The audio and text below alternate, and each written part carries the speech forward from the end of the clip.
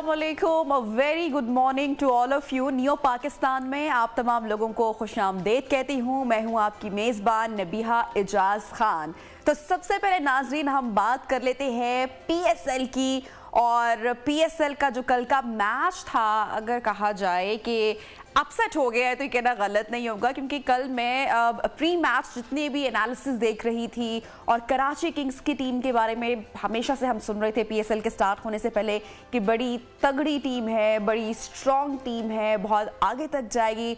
और पेशावर ज़ल्मी के बारे में बातें हो रही थी कि ठीक है, बस अब देखते हैं कि किस तरह से प्ले करेंगे या क्या होता है क्या नहीं होता। और कल का मैच जो हमने देखा जनाब, अपसेट हो गया, कराची किंग्स को शिकस्त हो गई और सिर्फ 2 रन से शिकस्त हुई। बाबर आजम के चाहने वाले जनाब खुशियां सेलिब्रेट कर रहे हैं और कराची वाले कह रहे हैं कि देख लेंगे आगे मैचेस में आपको देख लेंगे। तो बहरहाल मैच के ऊपर हम बात करेंगे और पीएसएल के हवाले से डिटेल बात करेंगे, लेकिन भारत से भी अब नाजरीन खबरें आ रही हैं कि जो भारत के साबिक क्रिकेटर और कमेंटेटर आकाश चोपड़ा है वो पाकिस्तान सुपर लीग के मद्दा बन गए। वैसे इस बात पर, इस खबर पर यकीन नहीं आ रहा। आकाश चोपड़ा ने ट्विटर पर लिखा है कि जनूबी अफ्रीका 20 लीग बहुत अच्छी रही, ये मुस्तकबिल में आईपीएल के बाद T20 की दूसरी बेहतरीन लीग होने की सलाहियत रखती है, लेकिन फिलहाल मैं समझता हूं कि अभी दुनिया की दूसरी बेहतरीन लीग पीएसएल है। तो जनाब क्यों ना हो, पाकिस्तानी शायकीन और जो बोर्ड की हिकमत अमली है और अच्छी क्रिकेट है उसने पीएसएल को एक ब्रांड बनाया है और हमारी लीग में डेब्यू करने वाले अपनी नेशनल टीम्स के लिए खेल रहे हैं। अच्छा, अगर दूसरी जानिब अब हम बात करें फ़हीम अशरफ की, तो उनकी जानिब से खिड़की और प्रैक्टिस हो रही है। कल इस्लामाबाद यूनाइटेड के फ़हीम अशरफ ने दौरान प्रैक्टिस ज़ोरदार शॉट लगाया, जिसके बाद गेंद ने स्पेशल सिक्योरिटी यूनिट की मॉनिटरिंग बस की खिड़की का शीशा तोड़ दिया। सोशल मीडिया पर यह खबर खासी वायरल रही। तो बस अब सबको अपने सर भी बचाने होंगे। अच्छा, उधर दूसरी जानिब एक बुरी खबर भी है, जिससे हमारे जो बड़े हर दिल अजीज, बड़े प्यारे हंसमुख खिलाड़ी, जिनकी हमेशा सोशल मीडिया पर बड़े दिलचस्प वीडियोस आती रहती हैं, खेल भी उनका पसंद किया जाता है, शाहनवाज धानी की मैं बात कर रही हूँ। अब नाज़रीन हमेशा वो अपनी दिलचस्प हरकतों की वजह से मकबूल रहते हैं। अच्छा, उनकी दाएं हाथ की उंगली फ्रैक्चर होने की खबरें सामने आ रही हैं और ये भी इतलात सामने आ रही हैं कि शायद उनकी रिप्लेसमेंट हो जाए, शायद वो पीएसएल 8 से बाहर हो जाए। उनको ऑब्वियसली रेस्ट करना पड़ेगा अगर उनका खुदा ना खासा ये फ्रैक्चर है। तो कितने दिन का उनका आराम होगा, पीएसएल 8 खेल पाएंगे नहीं खेल पाएंगे, तो ये देखना बाकी है। Best wishes, have a speedy recovery, हमारी दुआएं हैं धानी के साथ। बहरहाल कराची किंग्स और पेशावर ज़ल्मी की मैच पर हम बात करेंगे इन डिटेल। पीजे मीर साहब हमारे साथ इन कॉन्वर्सेशन भी होंगे, लेकिन सबसे पहले नजर डालते हैं ऑन टॉप स्टोरीज। पीएसएल अपनी पूरी आबोताब के साथ जारी, आईएमएफ मुआहिदे में मजीद ताखीर का खदशा, सदर आरिफ अलवी का ऑर्डिनेंस पर एतराज, मरियम नवाज का सहूलतकारी का इल्जाम, इमरान खान की आर्टिकल 6 की धमकी, आपके मेदे में खराबी की वजह जहनी दबाव करार, डॉक्टर्स का इंकशाफ, मुर्गी का गोश्त सोने के भाव बिकने लगा, अवाम की दुहाइयां, खवातीन को नेल पॉलिश लगाना छोड़ना होगा और दुनिया का सबसे बड़ा पिज्जा भी। आगाज करते हैं जनाब, पेशावर ज़ल्मी ने सनसनीखेज मुकाबले के बाद कराची किंग्स को शिकस्त दे दी। मैच की अपडेट तो मैंने आपको दे ही दी है। सीनियर स्पोर्ट्स पीजे मीर साहब हमारे साथ इस वक्त इन कॉन्वर्सेशन है, तो उनसे ज़रा कल के मैच, आज के होने वाले मैच और ओवरऑल जो पीएसएल में कौन कौन से हमें अपसेट्स देखने को मिलेंगे, इसके ऊपर एनालिसिस लेते हैं। Sir, thank you so much, आपने हमें ज्वाइन किया। अच्छा, कल ऑनेस्टली बताएगा, एक्सपेक्ट करे थे आपकी कराची किंग्स? भाई जितनी भी हम ट्रांसमिशंस देखे, मैं तो जितने भी एनालिस्ट को देख रही थी, सुन रही थी, पीएसएल से पहले ही कराची किंग्स फेवरेट टीम तस्वुर की जा रही थी। तो कल के मैच में व्हाट हैपेंड? ये अगर आप एनालाइज करें जितने भी पीएसएल हुए और इवन वर्ल्ड कप, ये हेयरलाइन फिनिश हुई है lastminute.com। और ये जितने भी मैचेस आप खेल रहे हो अभी, for example Peshawar and Karachi, they both great sides. ठीक है, बिल्कुल कहा कि Karachi is a strong side, लेकिन इस गेम के अंदर T20 is such an unpredictable game. अब वो लास्ट बॉल थी, वहाँ छक्का लग जाता, फिर क्या होता? यू नो, 2 रन का था, बिल्कुल नहीं हो पाया। सो it goes this way and it goes that way. But it was a good game, good contest. And I think जो opening games हैं, जो पहले भी आपने देखे नॉर्थ कलंदर की, I think it was a good. ठीक है मीर साहब, आपके माइक की कुछ तकनीकी वजूहात हैं, तब तक हम इसको रिजॉल्व भी करवाते हैं। बहरहाल जो कल का मैच था बड़ा ही इंटरेस्टिंग मैच रहा। कराची किंग्स ने टॉस जीता। जब भी हम T20 फॉर्मेट की बात करते हैं तो हम अक्सर ये प्रेडिक्ट किया जाता है, ये कहा जाता है, ये सुना जाता है कि जो टीम टॉस जीतेगी पूरी मैच जीतेगी। बहरहाल ये भी कल के मैच में जो ये एक लॉजिक दिया जाता है ये गलत साबित हो गया। कराची किंग्स ने टॉस जीता, पहले बॉलिंग करने का फैसला किया। अगर बॉलिंग की बात की जाए तो काफी सारे फ्लॉज भी हमें दिखाई दिए कल के मैच में। अच्छा, उनके ऊपर भी बात करना बहुत जरूरी है। लेकिन अगर कहा जाए कि पेशावर ज़ल्मी ने एक बड़ा शानदार मैच खेला, अच्छे रन्स का इजाफा किया, एक अच्छा टारगेट दिया, तो ये कहना हरगिज गलत नहीं होगा। ज़ल्मी के जो कप्तान हैं बाबर आजम और कॉलर कैदमोर, उन्होंने तीसरी विकेट के लिए 139 रन जोड़े। फिर कॉलर कैदमोर 92, बाबर आजम ने 66 रन का इजाफा किया। 66 रन की उन्होंने इनिंग्स खेली। कराची की जानिब से अमाद वसीम, शोएब मलिक ने उम्दा बैटिंग दिखाई, अच्छा स्कोर उन्होंने ऐड किया। कप्तान अमाद वसीम ने 80 रन का इजाफा किया, शोएब मलिक ने 52 स्कोर्स बनाए। लेकिन हमने देखा कि पेशावर के जो बॉलर्स हैं उन्होंने आखिरी ओवर्स में शानदार बॉलिंग का मुजाहिरा किया और किंग्स को हदफ पूरा उन्होंने नहीं करने दिया। 2 रन्स का सिर्फ ये मार्जिन था, 2 रन्स की बात थी और ये पेशावर ज़ल्मी मैच अपने नाम कर गई।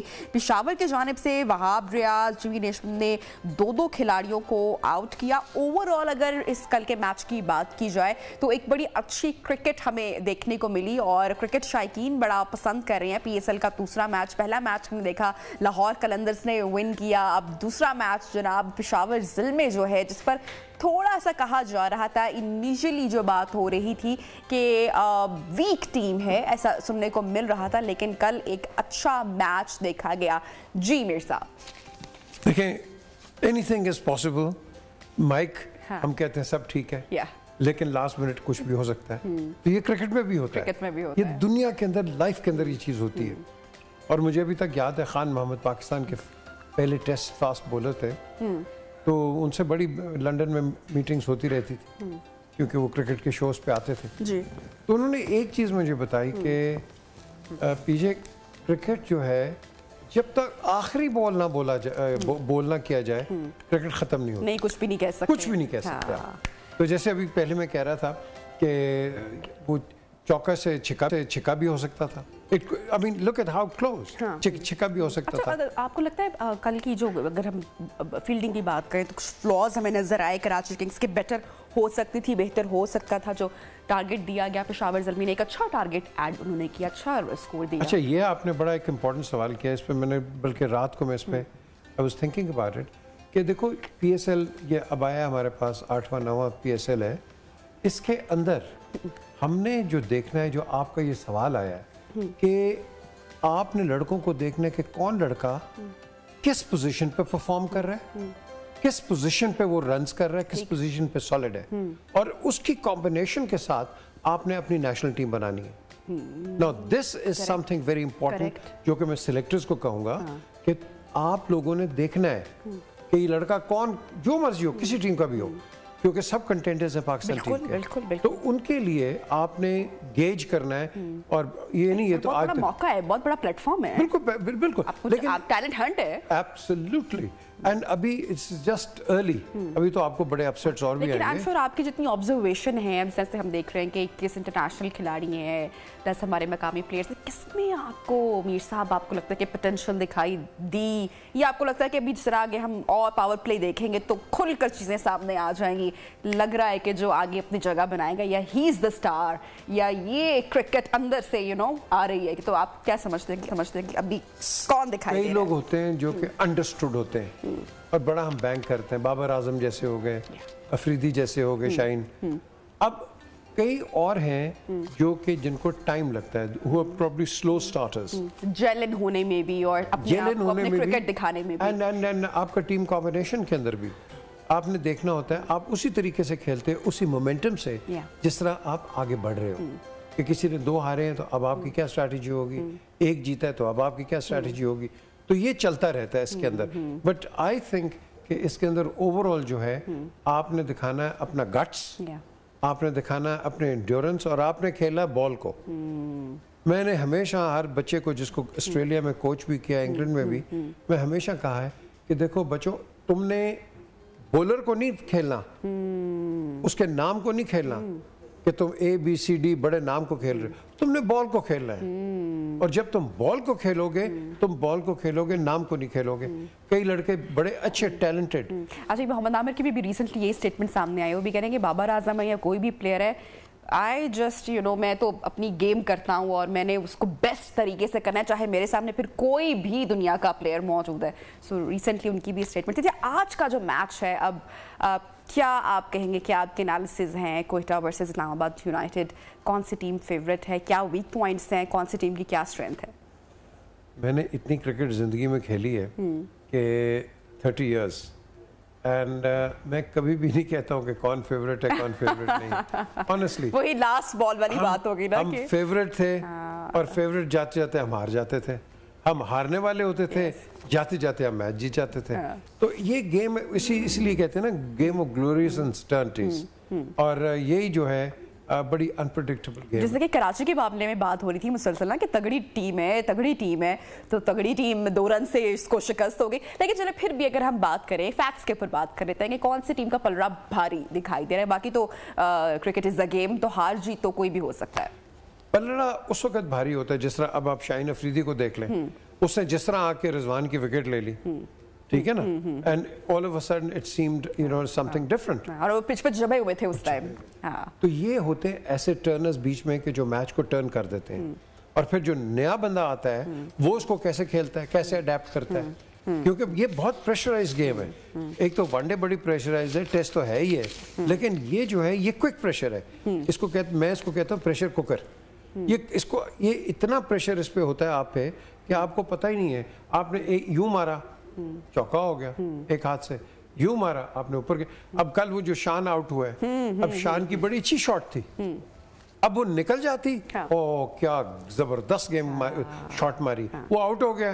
देखो यार कितनी इररिस्पांसिबल शॉट। तो इसके अंदर ना इररिस्पांसिबल, इसके अंदर चांस है, और ये आइडियल गेम है जिसके अंदर आप कहते हैं गेम ऑफ चांस। अच्छा, ओवरऑल अगर हम बात करें PCB मैनेजमेंट की बात करें, जितने प्लेयर्स भी अभी हमारे यहाँ PSL प्ले कर रहे हैं, ये जो इंडियन कमेंटेटर और क्रिकेटर का जो मैंने अभी इन स्टार्टिंग शेयर भी किया, जो स्टेटमेंट सामने आई है, और मैं कह रही थी कि यकीन नहीं हो रहा है कि भारत की जानिब से कोई इस तरह की स्टेटमेंट दे। बहुत कम ही अप्रिसिएशन मिलती है कि PSL इस वक्त दुनिया की सेकंड नंबर 1 सेकंड लीग है, बड़ी लीग है।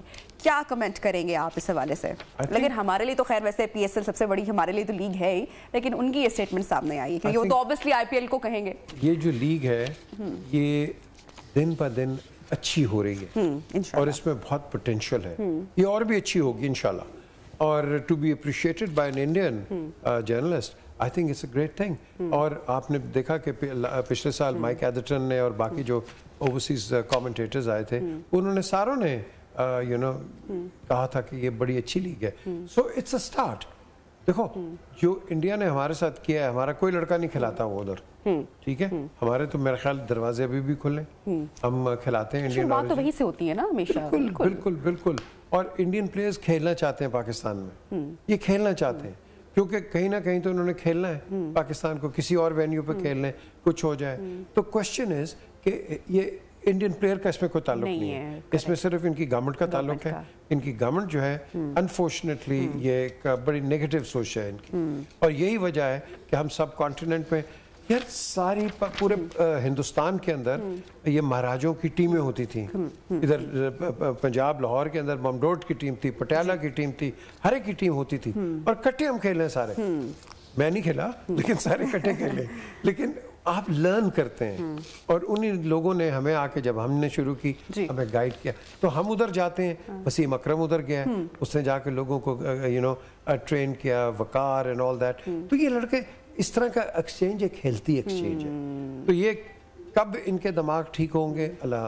लेकिन इसमें तो कोई बात, इसमें किसी किस्म का कोई शक नहीं है कि जो हमारी PSL है वो दुनियाई क्रिकेट में इस वक्त नज़रों में है और बहुत अच्छा जो है गेम हम एक पावर प्ले हम देख रहे हैं और आने वाले जो मैचेस हैं होपफुली वो और एंटरटेनिंग भी होंगे क्रिकेट शायकीन के लिए। अच्छा मीर साहब, आप यहाँ पर मौजूद हैं हमारे साथ ऑन सेट, तो हम क्रिकेट के अलावा भी एक और जो है ज़रूर आपसे उसके ऊपर भी एनालिसिस लेना चाहूँगी, ज़रूर उसके ऊपर भी बात करना चाहूँगी।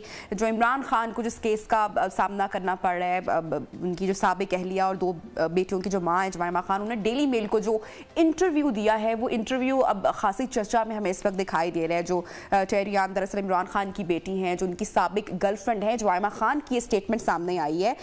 वो कह रही हैं कि सोशल मीडिया पर इमरान खान पर काफ़ी तनकीद की जा रही है कि जुमैमा का इंटरव्यू इमरान खान के लिए काफ़ी है, जबकि ये इंटरव्यू इमरान नियाज़ी पर वज़ीराबाद हमले के बाद का है। और डेली मेल को इंटरव्यू देते हुए साबिक वज़ीर आज़म इमरान खान की जो साबिक का अहलिया है जुमैमा खान, उन्होंने कहा है कि इमरान खान पर हमले के बारे में फ़ोन कॉल पर बताया गया एंड शी वाज अपसेट, अपने वो बच्चों के बारे में अपसेट हो गई थी। उनका ध्यान कासिम और सुलेमान की जानिब था और उस लड़की टेरियान की तरफ भी था। उनके नाक़दीन का ख्याल है कि जुमैमा खान का ये इंटरव्यू इस केस के लिए भी काफ़ी है जो इस बारे में इस्लामाबाद की अदालत में चल रहा है। मीर साहब, क्या आप समझते हैं कितनी अहम ये स्टेटमेंट अभी सामने आई है जुमैमा खान की और केस में इमरान खान साहब को भुगतना पड़ रहा है अभी पाकिस्तानी अदालतों में, क्या आप कमेंट करेंगे? मुझे कहना चाहिए या नहीं कहना चाहिए, सीता इमरान के फ्लैट पे थी और जाकिर खान भी था उधर, कमर था, बॉबी था उधर और एक लड़की थी इरब। तो नीचे डाइनिंग रूम में बैठे हुए तो सीता ने मुझे कहा कि tell Imran I just want his baby, I don't want anything else. तो इमरान ने कहा इसको बोल पागल हो गई है ये, I am nothing of the sort. और बाद में मेरा ख्याल है कि इसने अगर ये सच्ची बात है तो उसने उसको इंट्रैप किया और I am a witness to this. अब क्वेश्चन उठता है कि ये पाकिस्तान के बाहर एक इशू है। अगर आपने इन्हीं चीज़ों पे जाना है, सादिक और अमीन और ये और वो, तो फिर आप सारों की किताबें खोल लें तो बड़े बड़े आपको स्केल्टन्स नजर आएंगे। ये इशू नहीं है हमारा, हमारा इशू है महंगाई का, हमारा इशू है एक गरीब आदमी का। लेकिन देखिए ना मीर साहब, उसको बेस बनाकर इमरान खान साहब के जो वो उन पे केसेस बनाए गए हैं या नाअहली की कोशिश की जा रही है या क्या कह सकते हैं कि डिफेमेशन की कोशिश की जा रही है। मैं आपको बताऊं, वो कहते हैं ना push comes to a crunch, बड़ी चीज़ें और निकलेंगी। अच्छा, तो इस चीज़ को आप ना करो। I am privy to a lot of information, lot, and अगर आपने इसको एक बेस बना के किसी को ख़त्म करना है, this is not the way, this is not the way. Pakistan के अंदर मिलियंस ऑफ केसेस हैं इस तरह के, मिलियंस। द क्वेश्चन इज़ कि आपने अगर इसको देखना है कि भाई पाकिस्तान की बेहतरी आ जाएगी, चीनी सस्ती हो जाएगी, रोटी सस्ती होगी, हर चीज़ होगी, तो ठीक है। लेकिन ये नहीं है, ये पर्सनल मामला है किसी का। और ऑल ऑफ अ सडन एक तरफ आप सादिक और अमीन और दूसरी तरफ आप चोर बाजारी हर जगह, इस तरह तो काम नहीं चलता। करेक्ट, जिंदगी में इस तरह नहीं चलता। और इस वक्त है हमारी यूनिटी का। ये छोटे छोटे उसने ये कर दिया, उसने ये कर दिया, उसने ये कर दिया, ये वक्त नहीं है। हमें मिल के आगे चलना है क्योंकि हालात बहुत बहुत बहुत बहुत ख़राब हो गए और हो रहे हैं। और अगर हमने अभी कंट्रोल नहीं किया, इसको कोई कंट्रोल नहीं करेगा, मैं आपको बता रहा हूँ। लेकिन मीर साहब, ये जो हम एक तर्ज सियासत देखते हैं हमारे यहाँ, एक बहुत ही क्या कहा जाए कि फिल्ली पॉलिटिक्स है हमारे यहाँ, हमारे मुल्क में। इमरान खान साहब भी जो इल्ज़ामात लगाते हैं दूसरे रहनुमाओं पर, सियासी जमातों के, उधर से भी फिर वार ऑब्वियसली फिर किए जाते हैं। फिर इमरान खान साहब ने जो खासकर अपनी स्पीचेस में जो बार बार रियासत मदीना का जो तस्करा किया, अब वो सारी बातें खुलकर सामने आ रही हैं। जो तनकीद करने वाले नाक़दीन हैं, आप नहीं समझते कि उनको मौका मिल गया? और ये जो जुमैमा खान की खासकर जो स्टेटमेंट सामने आई है, कोई फ़र्क पड़ता है या पड़ेगा इमरान खान साहब की सियासत पर? बच्चे जुमैमा के पास हैं और Jemima as a mother has full responsibility Imran politics में। यही वजह है कि ये खिदमत खल्क में लगे रहे और इनकी शादी भी ख़राब हो गई, बिकॉज हर शादी को टाइम चाहिए, तो इनकी शादी बदकिस्मती से ख़राब हो गई। But at the end of the day I feel कि आपने ये लाइन नहीं लेनी। आप क्योंकि देखो ना, इमरान को भी चाहिए यार छोड़ो, क्या आप किसी की पे तनकीद कर रहे हो, छोड़ो, मारो गोली। ये पुरानी बातें हैं, ये नई बातें नहीं है। ये 25-30 साल, कितनी 20-25 साल पुरानी बातें हैं, छोड़ दो। तो अगर हमने पुरानी बातों के ऊपर अपने सियासत को चलाना है, कोई भी हो, वेदर इट इज़ इमरान और वेदर इट इज़ ABCD, तो ये आपकी सियासत नहीं चलेगी। क्योंकि आपको हर जगह एक स्टॉप का साइन मिल जाएगा। फुल स्टॉप का साइन मिल जाएगा। और जो आपने पर्टिकुलरली अपने प्रोग्राम में जो बातें करनी है वो फिर किसी और तरफ चली जाएंगी। मैंने तो इमीडिएटली देखना है भाई ये मुल्क कैसे ठीक होगा, कोई मुझे रास्ता दिखा नहीं रहा। आपकी तो एयरलाइन बंद हो गई है। अब कौन रास्ता दिखाएगा? उसमें तो सियासतदान जब तक एक साथ बैठेंगे नहीं, बातचीत नहीं करेंगे, मेज पर बैठकर उसका हल नहीं निकालेंगे, ये जो मुआशी क्राइसिस का इस वक्त मुआशी बहरान का सामना करना पड़ा है, जब साथ बैठने को तैयार नहीं है, एक दूसरे पर जाती जुमलेबाजी करेंगे, तो फिर मुआशी बहरान का हल कौन लेकर आएगा? आम इंसान किसकी तरफ फिर देखेगा? क्योंकि हमारी जो सियासत है वो है हम की सियासत नहीं है। जब हम की सियासत करेंगे और थोड़ा सा ठहराव, अगला मेरा ओपोनेंट है तो मैं इसकी बात आराम से सुनूंगा तो अच्छी चीज है। और पाकिस्तान में लोग हैं बहुत अच्छे, हम तो सियासतदानों को वैसे ही गंदा करते रहते हैं। सियासत में बहुत अच्छे लोग हैं, बहुत सुलझे हुए लोग हैं, लेकिन उनको आप आगे नहीं लाते क्योंकि आपको हर पार्टी को भौंकने वाले चाहिए। लेकिन आपको लगता है इट्स जस्ट स्टार्टिंग, अभी सब कुछ आगाज हुआ है? बाजवा साहब पर भी जिस तरह से खान साहब ने तनकीद की उनकी हर स्पीच में हम देखते हैं, और वो भी अब इंटरव्यू का सिलसिला या सियासतदानों से भी तवील उनकी जो बैठकें हो रही हैं, ये भी सुनने को आया कि 5-5, 6-6 घंटे तवील बैठकें हो रही हैं, वो यही कह रहे हैं कि मेरे पास काफ़ी कंटेंट मौजूद है। लगता है बहुत ख़राब हो सकता है सब कुछ, बहुत कुछ सामने आने वाला है। ये बिल्कुल सही आपने कहा। मैं नाम नहीं लूँगा। 2 जनरल्स ने इन पर्टिकुलर और काफ़ी सीनियर अदर ऑफिसर्स ने यही बात की कि देखो फौज जो है ना वो अपने लोगों को छोड़ती नहीं है, जो मर्जी आप कर लो, वो स्टैंड बाय रहती है फौज, उनकी कमराडरी है। तो बाहर भौंकने वाले तो बड़े होते हैं, कोई भी इधर बात कर जाए, इधर कर जाए, उधर कर जाए, लेकिन याद रखना फौज को। जनरल मुशर्रफ का आपने देख लिया ना, हाथ लगाया किसी ने? कुछ नहीं लगाया।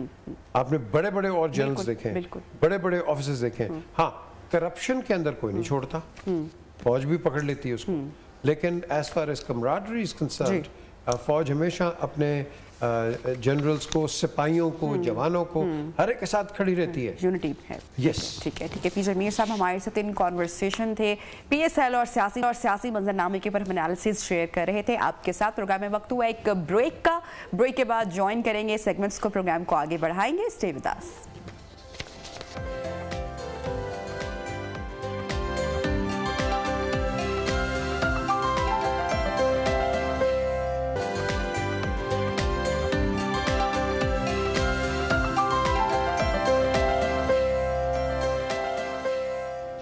Welcome back. कुछ बात करेंगे पाकिस्तान के मुआशी बहरान के हवाले से। तो नाज़रीन, पाकिस्तानी मईशत की कश्ती हिचकोले खाती हुई आगे तो बढ़ रही है, और ये कोई आज की बात नहीं है। 40 साल से ज़ायद हो चुके हैं पाकिस्तानी मईशत अपने पाँव पर खड़ी ही नहीं हो पा रही।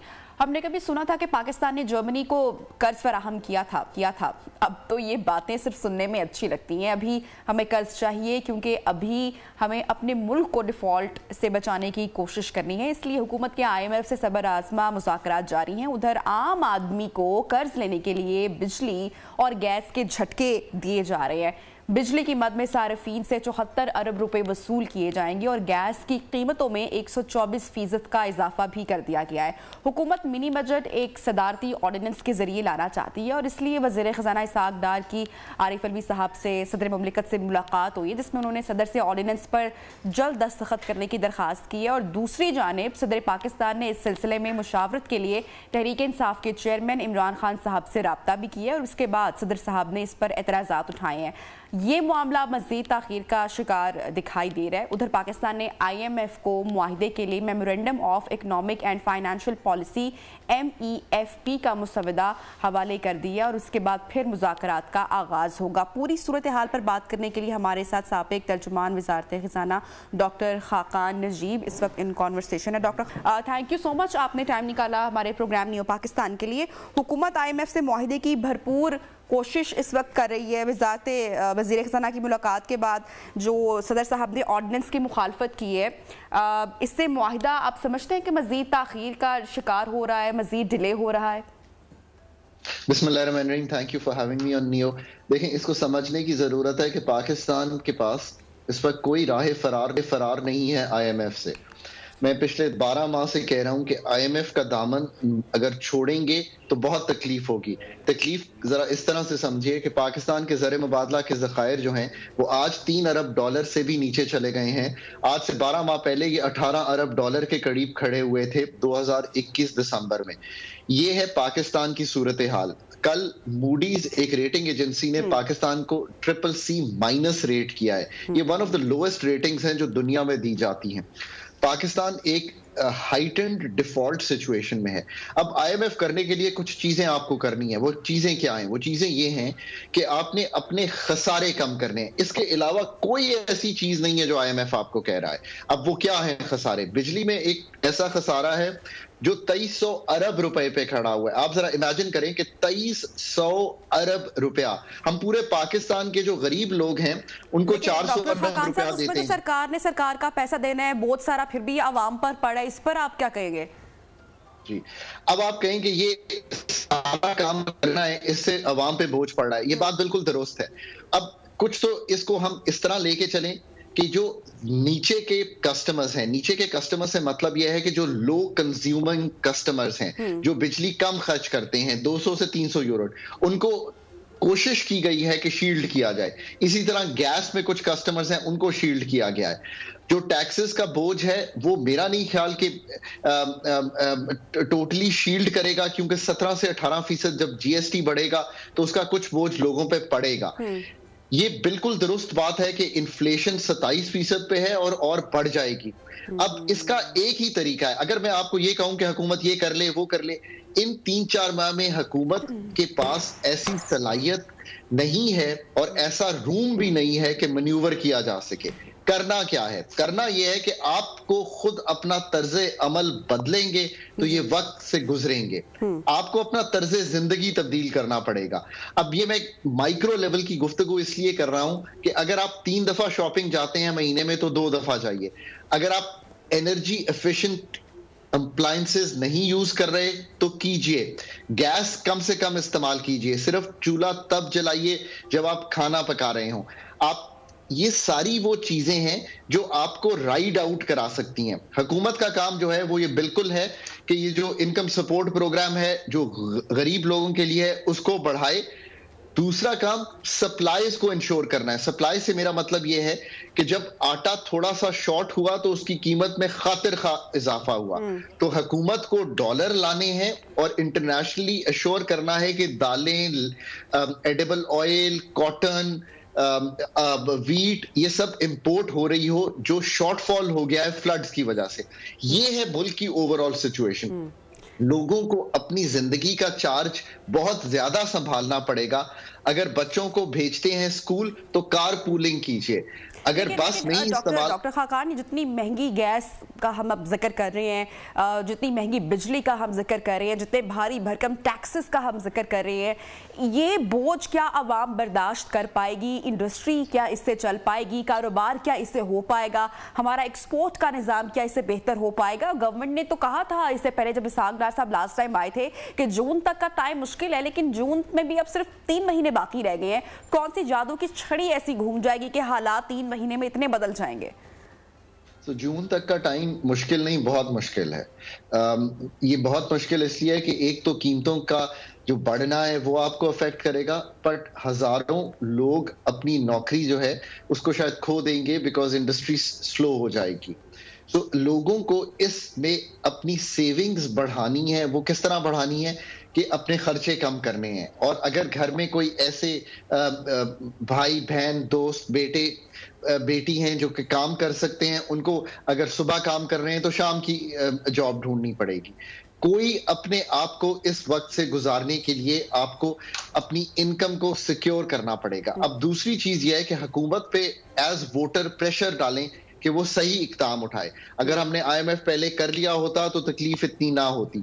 IMF अब करें, उसके साथ साथ बाकी कुछ काम करना शुरू करें। ये जो अदारे आपका नुकसान कर रहे हैं, हुकूमत की बात करें या मौजूदा हुकूमत की बात करें, ये क्या कर रहे थे? अगर पहले से प्लानिंग नहीं की गई या पहले इनकी तरजीहात में नहीं था तो फिर इन्होंने क्या किया है? पाकिस्तान डिफॉल्ट होने के दहाने तक पहुंच चुका है। अब जिम्मेदार इमरान खान साहब हो या PTM हुकूमत हो, मुल्क का तो दिवालिया निकल गया ना।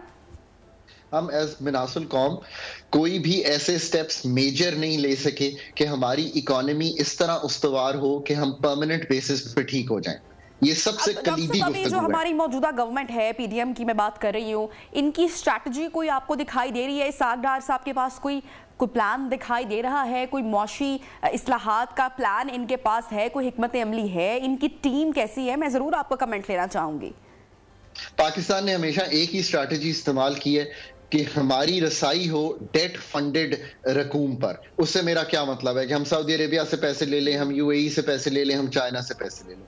हुकूमत ने भी आने के बाद यही स्ट्रैटेजी की कोशिश की, पर सब दोस्तों ने भी आपको ये कहा कि पहले आईएमएफ के पास जाएं या पहले अपना घर ठीक करें, टैक्स लगाएं, एग्रीकल्चर को टैक्स करें, रिटेल को टैक्स करें, अपने जो अदारे नुकसान में हैं उनको ठीक करें, अपने एलएनजी पावर प्लांट्स बेचें। अब सारी रास्ते जो हैं वो एक ही तरफ जाते हैं और उसका नाम है रिफॉर्म। अब हुकूमत स्ट्रैटेजी बनानी है कि वो रिफॉर्म कर सके। मुझे नहीं कोई ऐसी चीज दिखाई दे रही कि हम जितनी मुश्किल में हैं उसको हम पहले समझ सकें और उस पर रिएक्शन दे सकें। और इसकी वजह से अभी मुझे आने वाले दिनों में एटलीस्ट ये है कि आईएमएफ हो जाए, ये वक्त गुजर जाए, फिर एक नई हुकूमत आए, वो एक तायुन करे, चाहे वो पीडीएम की हो या किसी और की, पीटीआई की हो या जो भी हुकूमत ने आना है, कोalition बने, वो फिर तायुन करे कि हमने मुल्क को कैसे आगे लेके चलना। डॉक्टर खाकान नजीब हमारे साथ इन कॉन्वर्सेशन थे और इन कॉन्वर्सेशन मुल्क की मौशी सूरत हाल के ऊपर एनालिसिस हमने आपके सामने रखा। प्रोग्राम में वक्त हुआ है ब्रेक का और ब्रेक के बाद बात करेंगे मुल्क की सियासी मंजरनामे की। मजहर अब्बास अब हमारे साथ होंगे। ब्रेक पे जाते हैं, स्टे विद अस।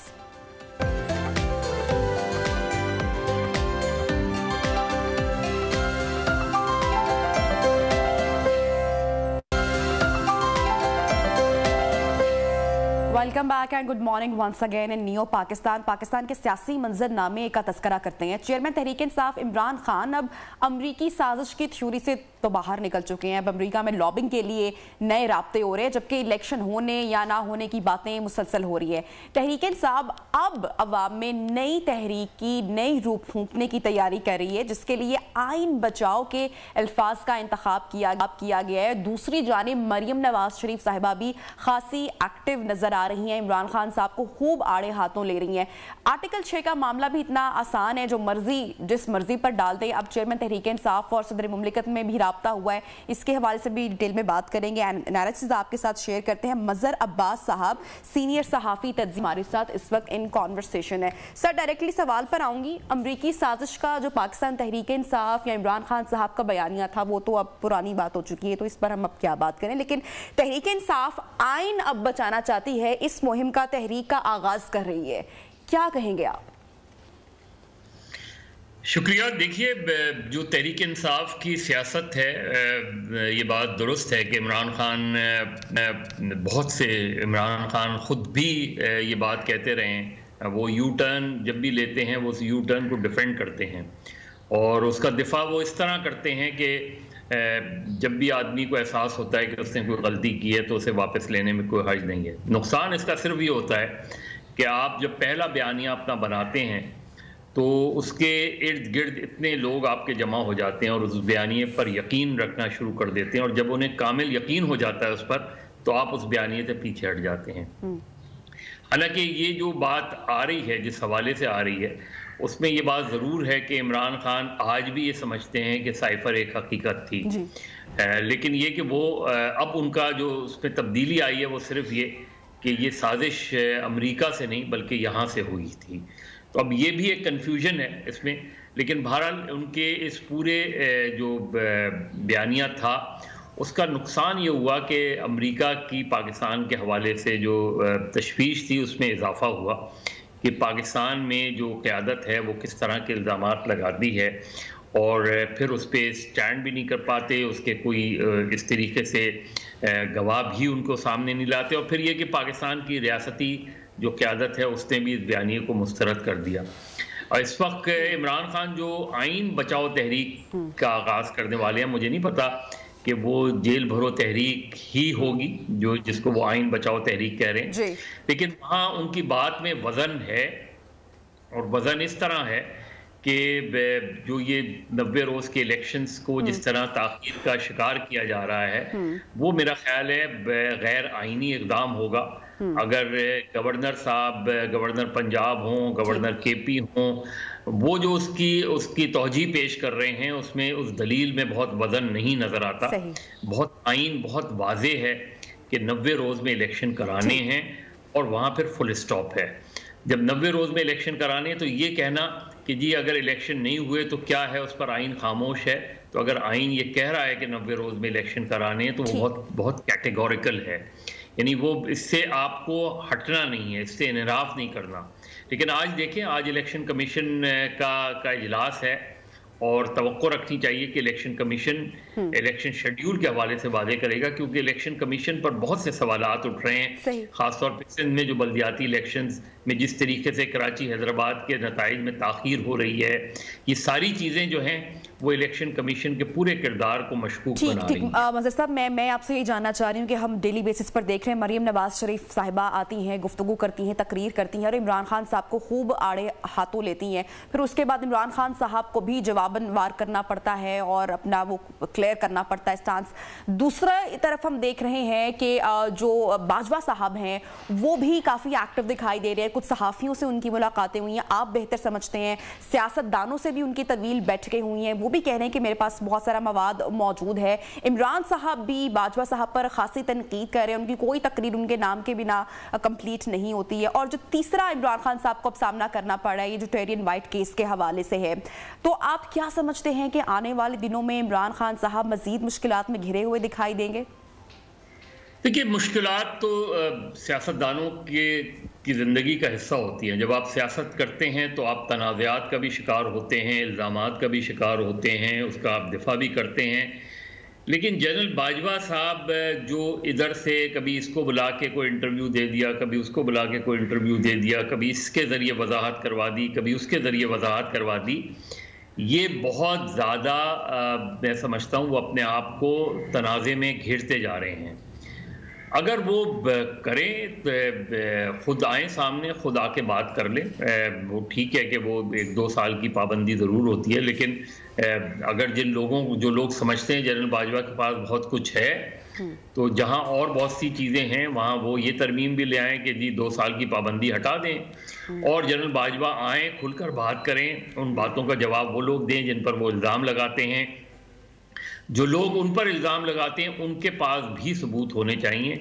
अब ये हम जिस तरह मरियम नवाज साहिबा कह रही हैं, ज़ाहिर एक सियासत हो रही है, वो इमरान खान को आड़े हाथों ले रही हैं, इमरान खान उन पर वार कर रहे हैं। असल चीज़ ये है कि इसका अल्टीमेट क्या है? इसका अल्टीमेट ये है कि इस मुल्क में इलेक्शंस होने चाहिए, इस मुल्क में इलेक्शंस वक्त पर होने चाहिए। जरा बात साहब, टाइम बहुत कम है, हेडलाइन ब्रेक के जाने भी बढ़ना है। आप क्या समझते हैं कि जो टेरियन वाइट केस है, इसमें इमरान खान साहब की नाअहली हो सकती है?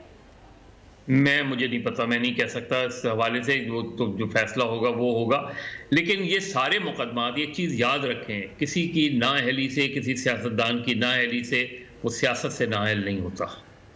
ठीक है, मज़हर अब्बास साहब हमारे साथ इन कॉन्वर्सेशन थे और पूरे सिचुएशन के ऊपर एनालिसिस, तज्जिया सामने रखे थे। बहुत शुक्रिया आपके वक्त का। प्रोग्राम में वक्त हुए ब्रेक का। हेडलाइंस ब्रेक के बाद आपको दोबारा ज्वाइन करते हैं, फिर प्रोग्राम के सेगमेंट्स को आगे बढ़ाएंगे। स्टे विद अस।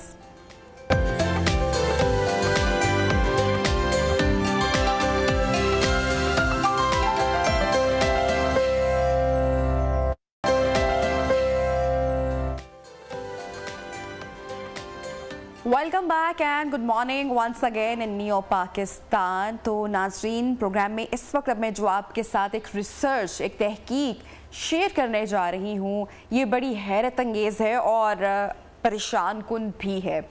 माहिरीन ने जदीद रिसर्च की है और इस तहकीक की रोशनी में ये दावा सामने आया है कि मेकअप के मतवातर इस्तेमाल से ख़वातीन में इनफर्टिलिटी यानी कि बांझपन और ज़ियाबतिस का ख़तरा बढ़ जाता है। ये रिसर्च बता रही है कि hair spray, nail polish, after shave, shampoos में फीथालाइटिस नामी एक कीमियाई मादा बेसिकली मौजूद होता है जो कि नहायत ख़तरनाक हो सकता है। ये मादा खाने पीने की अशिया की पैकेजिंग और खिलौनों की तैयारी में इस्तेमाल किया जाता है। फेथालाइटिस नामी ये जो किमियाई मादा है ये इंसानी जिल्द में दाखिल होता है, क्योंकि मेकअप का हमने तस्करा किया, आफ्टर शेव का हमने जिक्र किया, तो जो ये किमियाई मादा है जब ये मेकअप की प्रोडक्ट्स में दाखिल होगा तो ये ऑब्वियसली हमारे स्किन के थ्रू हमारी बॉडी में एंटर होगा, हमारे लिवर जिगर तक पहुंचता है, गुर्दों तक पहुंचता है, फेफड़ों तक, और जो हमारी बॉडी के जो दीगर अज़ा हैं उनको बेहद नुकसान पहुंचाता है। ऐसी चीज़ें जिनमें फेथालाइटिस नामी ये किमियाई मादा मौजूद हो, उसके मुतवातर इस्तेमाल से, मुसलसल यूज़ से इंसानी जिस्म के जो एंडोक्राइन सिस्टम है उस पर नहायत बुरा असर पड़ता है, जिससे इनफर्टिलिटी, बांझपन, ज़ियापतिस जैसी बीमारियों का ख़तरा बढ़ जाता है। और ये भी रिसर्च कह रही है कि 6 साल तक मुज़रे सेहत केमिकल के इस्तेमाल से ख़वातीन जो कि खुसूसन सफ़ेद फार्म ख़वातीन हैं उनमें ज़ियापतिस में तकरीबन 63% 63% का इजाफा देखा गया है। और ये तमाम जो रिसर्च सामने आई है, endocrine society of chemical endocrinology के जो डिपार्टमेंट है उसके सामने उन्होंने सामने रखी है, और जो दीगर आराइशी सामान है जैसे कि ज़ियापतिस के दरमियान ताल्लुक से मुतालिक एक तहकीक है उसमें ये रिसर्च शाया की गई है। लेकिन हैरत अंगेज़ ये इंकशाफात हुए हैं इस रिसर्च में, और आप सोचें कि जो मर्द हजरात हैं वो आफ्टर शेव का डेली बेल करते हैं, ख़वातीन में जो मेकअप का इस्तेमाल है वो कितना ज़्यादा कॉमन हम देखते हैं। एक और आपके साथ खबर नाजरीन शेयर करते हैं, और ये खबर बड़ी इंटरेस्टिंग खबर है। दुनिया का जो सबसे बड़ा पिज़्ज़ा तैयार किया गया है, ये उस हवाले से खबर है मैं आपके साथ शेयर कर रही हूँ। गिनीज वर्ल्ड रिकॉर्ड के मुताबिक दुनिया का सबसे बड़ा पिज़्ज़ा अमेरिका के लॉस एंजलिस कन्वेंशन सेंटर में तैयार किया गया, और ये इतना बड़ा पिज़्ज़ा है कि आप इसका साइज सुनकर हैरान हो जाएंगे। 13,990 स्क्वायर फुट पर मुश्तमिल इस पिज़्ज़े ने दुनिया का सबसे बड़ा पिज़्ज़ा होने का एजाज़ हासिल किया है। इसको कौन खाएगा, अब ये एक हैरत वाली बात है। अच्छा, इसमें 6,000 किलो से ज़ायद मैदे का इस्तेमाल किया गया है। इसमें 2,000 किलो से ज़ायद सॉस का इस्तेमाल किया गया है, और पिज़्ज़ा को मज़ेदार बनाने वाला जो सबसे इम्पॉर्टेंट इंग्रेडिएंट होता है वो इसकी चीज़ यानी कि पनीर होती है, जो कि 3,006 किलो से ज़ायद इस्तेमाल हुई है, और इसमें 6,30,000 से ज़ायद पेपरोनी के टुकड़ों का इस्तेमाल किया गया है, और उसके बाद इन्हें टुकड़ों की सूरत में बेक किया गया है। पिज़्ज़ा के मयार का भी ख्याल रखा गया है, और इस बात को भी यकीनी बनाया गया है कि ये पिज़्ज़ा जो कितनी मेहनत से तैयार किया गया है ये हरगिज़ ज़ाया नहीं हो, तो इसलिए इसको डोनेट किया गया है, अतिया किया गया है। और वीडियो भी बड़ी इसकी इंटरेस्टिंग है, पेपरोनी की कितनी बड़ी तादाद में इसको यूज़ किया गया, और ये जो बेकर्स हैं आई एम श्योर वो बड़े खुश दिखाई दे रहे हैं। अच्छा, ये वीडियो आपके साथ हम शेयर करते हैं जिसमें बड़ी इंटरेस्टिंग वीडियो के किस तरह से सॉस डाल रहे हैं, किस तरीके से जो डो है उसको जोड़ा जा रहा है, बनाया जा रहा है, चीज़ किस तरह से स्प्रेड की जा रही है, पेपरोनी किस तरह से इस्तेमाल की जा रही है। बड़ी तादाद में वर्कर्स जो हैं वो इन्वॉल्व हमें दिखाई दिए गए हैं, किस तरह से इसको स्प्रेड कर रहे हैं। और ये देखें, बड़ी इंटरेस्टिंग जनाबी वीडियो हम देख सकते हैं। दुनिया का सबसे बड़ा पिज़्ज़ा तैयार हुआ है जिसको बाद में डोनेट किया, और जब ये तैयार हुआ है तो ऑब्वियसली जो इसके बेकर्स थे उनमें खुशी की एक लहर भी दौड़ी है। तो जनाब ये वीडियो सोशल मीडिया पर खासी वायरल हो रही है। नाज़रीन, प्रोग्राम में आगे बढ़ते हैं और अब ज़रा आपकी हेल्थ पे बात करते हैं।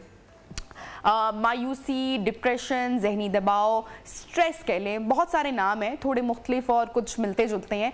खैर, मायूसी एक ऐसी धूप है जो कि सख्त से सख्त वजूद को हिलाकर राख बना देती है, और बाज़ लोगों के नज़दीक मायूसी उस एहसास का नाम है जो एक शख्स अपनी किसी ख्वाहिश की तस्कीन ना होने पर महसूस करता है। मगर इसकी सिर्फ यही एक वजह नहीं है, कुछ हादसात होते हैं, घरेलू तनाज़ात होते हैं, मियाँ बीवी के दरमियान हम आहंगी का ना होना, इम्तहानात में नाकामी हो जाना, किसी पर शक होना ज़हनी तनाव का बायस बन सकता है। अच्छा, ये सूरत हाल हर इंसान में इसकी मुख्तलिफ कैफियत हो सकती हैं। ज़हनी दबाव देखने में एक आम सी बात लगती है, हमारे यहाँ लोग बॉदर नहीं करते अगर कोई स्ट्रेस या एंजाइटी का शिकार हो, मगर ये इंसान को कहाँ तक ले जाती है इसका तो हम तसव्वुर भी नहीं कर सकते हैं। और ज़हनी दबाव का ताल्लुक मैदे से भी है। बाज़ अफराद इस मामले में इतने हसास होते हैं कि जैसे ही वो कोई परेशानी की बात सुनते हैं, कोई स्ट्रेस फील करते हैं, तो उनका मैदा, उनका स्टमक ख़राब हो जाता है। अच्छा, सवाल ये है कि अगर मायूसी या डिप्रेशन है तो फिर इससे हम बाहर कैसे निकल सकते हैं? इस पर बात करने के लिए हमारे साथ डॉक्टर आफान कैसर इस वक्त इन कॉन्वर्सेशन है, उनसे हम बात करते हैं। डॉक्टर साहब थैंक यू सो मच, आपने हमें ज्वाइन किया। और बड़ा इंपॉर्टेंट इशू है डिप्रेशन, एंजाइटी या स्ट्रेस हमारे घरों में भी बहुत है, हमारे वर्क प्लेस पे भी बहुत है, लेकिन हम इसको बॉदर ही नहीं करते, हम इसको संजीदा लेते ही नहीं है, हम इसको बीमारी समझते ही नहीं है। Thank you. बिल्कुल, सबसे बड़ा प्रॉब्लम ये है कि हम लोग रियलाइज नहीं करते कि हम कब डिप्रेशन और एंजाइटी का शिकार हो गए हैं। हमने इसको बड़ा थर्ड कैटेगरी का डिसऑर्डर कंसीडर किया हुआ है, जबकि बड़ा प्राइमरी डिसऑर्डर है। और स्ट्रेस एंजाइटी का डिप्रेशन से बहुत गहरा ताल्लुक है। हम लोग जो एक्सेसिव प्रेशर ले रहे होते हैं, सबकॉन्शियस प्रेशर, जैसे आप आई हैं सुबह ड्यूटी पे आने का प्रेशर, घर में बच्चों ने स्कूल जाना है उसका प्रेशर, फिर ड्राइवर टाइम पर नहीं आया, घर में सर्वेंट है या सर्वेंट के अपने घर में जो प्रेशर्स हैं, ये सारे प्रेशर जब इकट्ठे होते जाते हैं ना तो आप सब लाइन डिप्रेशन में चले जाते हैं। सबसे बड़ी डिप्रेशन की वजह जो घरेलू नाचाकी है, मियाँ बीवी की आपस में हमांगी ना होना, या उनकी या आपस में पेरेंट्स की हमांगी ना होना जो बच्चे देखते हैं। तो डिप्रेशन बहुत कॉमन है पाकिस्तान में, और पाकिस्तान में बहुत सारी फिजिकल एलिमेंट्स जो होती हैं। फॉर एग्जांपल, लोग कहते हैं रात को नींद नहीं आती। अब रात को नींद ना आना बीमारी नहीं है, उसकी वजह है, ट्रिगर है, और ट्रिगर स्ट्रेस और डिप्रेशन है। मैदे के मसले जैसे आपने अभी जिक्र किया, इसी तरह दर्दे होना खामखा जिस्म में, सर का दुखना, ठीक है, और हर वक्त जो है ना एक इरिटेशन सी रहना, गुस्सा आना, ये सब डिप्रेशन, चिड़चिड़ापन रहना, ये डिप्रेशन की अलामात है जिन्हें ट्रिगर स्ट्रेस करता है। अच्छा, ये आपने ट्रिगर्स बताए कि हमारा जो वर्कलोड है, हमारे जो घरेलू मामलात है, स्ट्रेस तो है, हमारे इन्वायरमेंट में है, और हम स्ट्रेस ट्रांसफ़र भी कर रहे हैं। अगर एक माँ परेशान है या अपसेट है तो वो बच्चे में भी वो स्ट्रेस फॉरवर्ड कर रही है, ट्रांसफ़र कर रही है, बच्चे को डांट डपट रही है, या शौहर घर आ रहा है तो शौहर अपने दफ्तर के जो मसाइल है वो घर पर आकर गुस्सा निकाल रहा है। ये एक पूरी चेन हम इस वक्त देखते हैं कि बनी हुई है। ये हमारे ऑर्गन्स को किस तरह से डॉक्टर अफान डैमेज करती है, मैं चाहूँगी आप इस पर ज़रूर बात करें, और स्ट्रेस से निकलने का क्या तरीका है, क्या हल है, कुछ टिप्स भी दीजिएगा। देखिए, ऑर्गन्स तो इस तरह डैमेज होने शुरू हो जाते हैं कि जब आप क्रॉनिकली स्ट्रेस में रहते हैं ना तो आपकी नींद पूरी नहीं होती। जब आपकी नींद पूरी नहीं होती, या ओवरऑल सबसे ज्यादा जो कॉमनली अफेक्ट होता है, मैं हुई मैदे जिगर का स्पेशलिस्ट, तो सबसे ज्यादा मैदा अफेक्ट होता है। ये बिल्कुल ऐसे है जैसे आप अगर इम्तिहान देने जा रहे हो, आपने भी एफएससी मैट्रिक के एग्जाम्स दिए हो, आगे भी एग्जाम्स दिए हो, तो आपको एग्जाम या पेपर से बिल्कुल पहले पेट में गुड़गुड़ सी होने शुरू हो जाती है, अजीब सा स्ट्रेस शुरू हो जाता है, बंदे का दिल करता है बंदा वॉशरूम में जाए, पेपर जो है पेपर से उठ के लोग जा रहे होते हैं। तो वो तो 2 या 3 घंटे की वो स्ट्रेस वाली कैफियत है। अगर कांस्टेंट ये स्ट्रेस रहेगा तो मैदा कहां जाएगा। इरिटेबल बावल सिंड्रोम, आईबीएस का मसला बड़ा कॉमन है। इसी तरह फंक्शनल डिस्पेप्सिया यानी नॉन अल्सर डिस्पेप्सिया, ये वो बीमारियां हैं जो मैदे को बुरी तरह मुतासिर करती हैं, और इनका बराह रास्त लेना देना आपके स्ट्रेस से है, आपकी डाइटरी पैटर्न से है, और आपके इरेटिक लाइफस्टाइल से है। यानी ये लाइफस्टाइल कि आप सुबह आए, आप नाश्ता करके नहीं आए, 10 बजे कहीं से पकड़ के समोसा खा लिया, 11 बजे ऐसे ही चाय पी ली, दोपहर के खाने का नहीं पता, रात के खाने का नहीं पता, हर वक्त काम, वर्कलोड, इन्वायरमेंटल स्ट्रेस, ये चीजें। अब निकलने का क्या तरीका है? निकलने का तरीका बड़ा क्लियर है। आप ये देखें यूरोप या पूरी दुनिया क्या कर रही है, उन्होंने एक वेकेशन मोड ऑन किया हुआ है। पाकिस्तान में सॉरी टू से रोजगार की इतनी खपत पड़ चुकी है, महंगाई इतने अरूज पर जा चुकी है कि हमें वेंटिलेशन जोन नहीं मिलती। वो लोग सैटरडे और संडे एंजॉय करते हैं, वो लोग बीचेस पे जाते हैं। वहां हमारे यहाँ चलो क्लब्स नहीं है, तो हमारे यहाँ स्पोर्ट्स कॉम्प्लेक्सेस भी नहीं है, हमारे यहाँ कोई एंटरटेनमेंट की जगहें भी नहीं है, हमारे यहाँ कोई हेल्थ क्लब्स नहीं है, कोई गोल्फ क्लब्स नहीं है। और पाकिस्तान में उन तक रसाई जिन लोगों को है वो 0.01% है। जो हमारी 99.9% आबादी है, उनको किसी अच्छे हेल्थ क्लब, किसी अच्छे स्पोर्ट्स कॉम्प्लेक्स, किसी अच्छी रिक्रिएशन की जगह पे रसाई नहीं है। और रसाई होगी भी तो गंदा सा बर्गर खा लिया कहीं बाहर बैठ के। हमारी वेंटिलेशन जोन भी नहीं है, और जब वेंटिलेशन जोन, ऊपर से इकोनॉमी डिजास्टर है। अगर वो हफ्ते में 7 दिन 24 घंटे काम नहीं करेंगे तो पैसा नहीं आएगा। आबादी बहुत ज्यादा है, एक कमाने वाला 10 खाने वाले हैं। बिल्कुल, ये ट्रिगर्स हैं। ठीक है। अच्छा डॉक्टर अफान, जिस तरह से आपने जिक्र किया कि ये सबसे पहले स्टमक को हिट करती है, फिर लिवर को अफेक्ट करती है, हमारे दीगर बॉडी ऑर्गन्स को पकड़ती है, और इसी तरह से हमारे टेस्ट बर्ड्स को भी स्ट्रेस किस तरीके से चेंज करती है कि अक्सर जो हम देखते हैं कि बड़े बुजुर्ग होते हैं वो चिड़चिड़े हो जाते हैं, मालूम नहीं होता कि स्ट्रेस किस चीज़ की है, लेकिन हर बात में वो चिड़चिड़ापन महसूस कर रहे होते हैं। खाने में अगर नमक नहीं भी है तो नमक तेज़ है या मिर्च तेज़ है या मीठा तेज़ है, तो बेसिकली स्ट्रेस और एंजाइटी हमारे टेस्ट बर्ड्स को भी दीगर ऑर्गन्स की तरह इफेक्ट कर रही होती है। अच्छा डॉक्टर अफान, आपने एक बड़ी इंटरेस्टिंग बात बोली कि हमारे यहाँ स्पोर्ट्स क्लब्स जाना उस तरीके से नहीं है या कोई एक्टिविटी नहीं है। हमेशा से मैंने सुना है या पढ़ा है, जितने भी डॉक्टर से मुलाकात होती है वो यही कहते हैं कि आप जिम ज़रूर करें, एक्सरसाइज ज़रूर करें, और एक्सरसाइज आपकी स्ट्रेस रिलीफ का इतना बड़ा एक तरीका है कि सारी स्ट्रेस हमारी जिम में जाके या एक्सरसाइज करके, मर्द ख़वातीन की, वहाँ पे आप रिलैक्स फील करते हो। कितनी हकीकत है इस बात में? इसमें आप क्या मज़ीद ऐड ऑन करना चाहेंगे?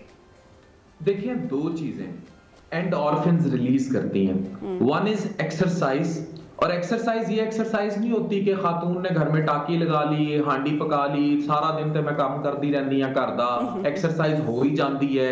ये कोई एक्सरसाइज नहीं होती।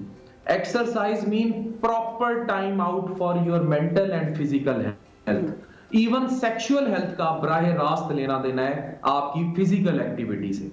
तो जब आप एक्सरसाइज करते हैं आपके एंडोर्फिन्स रिलीज होते हैं। ये बेसिकली प्लेयर हार्मोन्स हैं। ये आपके ब्रेन को बिल्कुल रिलैक्स कर देते हैं। और आप कभी ट्रेडमिल 30 मिनट करके उतरे, आपको ऐसे लगेगा कि मैंने पूरे दिन का स्ट्रेस जो है वो उतार के कहीं फेंक दिया। तो जब वो जो बाकायदा ये जो हार्मोन्स रिलीज होते हैं, ये आपको बहुत काम डाउन कर देते हैं, और ये आपको नींद अच्छी आएगी, गुस्सा नहीं आएगा, चिड़चिड़ापन नहीं होगा, जो खाएंगे वो अच्छा लगेगा, भूख अच्छी लगेगी। ये सब वर्जिश से होगा। और वर्जिश किसी भी फॉर्म में करें आप, आधा पौना घंटा बाहर किसी पार्क में, पार्क ही नहीं है ये भी अजाब है। लेकिन डॉक्टर साहब, आपको नहीं लगता कि हम एक्सरसाइज भी स्ट्रेस के साथ ही कर रहे होते हैं? वो भी हम खास तरह के उसे गोल्स लेकर गए होते हैं कि अच्छा वजन कम नहीं हो रहा या मोटापा है, तो उसकी भी स्ट्रेस लेकर ही हम एक्सरसाइज कर रहे होते हैं, 15-20 मिनट की ट्रेडमिल। तो वो स्ट्रेस इतनी ज्यादा हमारे इस वक्त इन्वायरमेंट में, हमारे इर्द गिर्द हम महसूस कर रहे हैं कि उससे रिलीफ कैसे करना है या कैसे मिलेगा छुटकारा, ये तो हम शायद भूल ही गए हैं। बिल्कुल भूल गए हैं। नमाज लाजमी, या जो भी आपकी रिलीजियस है उसको लाजमी अडॉप्ट करें। जो एक कनेक्टिविटी होती है ना आपकी अल्लाह ताला के साथ, इन आइदर वे आउट, वो आपको रिलैक्स करती है। मैंने उन लोगों को, मेरी जाती ऑब्जर्वेशन भी है, बल्कि मैं कहूंगा आपके टीवी पे, कि जो लोग सुबह सुबह सूरत रहमान की तिलावत कर लेते हैं ना और 5 वक्त नमाज पढ़ते हैं, बेशक बहुत बिजी हैं तो अगर फर्ज नमाज भी पढ़ते हैं, मैंने जाती जिंदगी में उन्हें बड़ा रिलैक्स देखा है उन लोगों की बनिस्बत जो लोग उस कनेक्टिविटी को लूज करते हैं। इसी तरह अगर आप रेगुलर एक्सरसाइज करते हुए टोटल अपनी, जैसे नमाज खुशो खुजू के साथ है ना, एक्सरसाइज का मतलब भी ये है कि आप अपने सब स्ट्रेस फेंक दें, मोबाइल फोन ऑफ करें, आप टोटल अपनी एक्सरसाइज को जो आधा पौना घंटा देना है वो दें, और उसके बाद दोबारा फिर उस लाइफ साइकिल में दाखिल हो तो आप रिलैक्स करें। अच्छा डॉक्टर अफान, जिस तरह से हमारा तर्ज ज़िंदगी चेंज हुआ है गुज़श्ता एक दहाई में, अगर हम देखें हमारा लाइफस्टाइल चेंज हुआ है, हमारे घरों का जो तर्ज तामीर है वो तब्दील हो चुका है।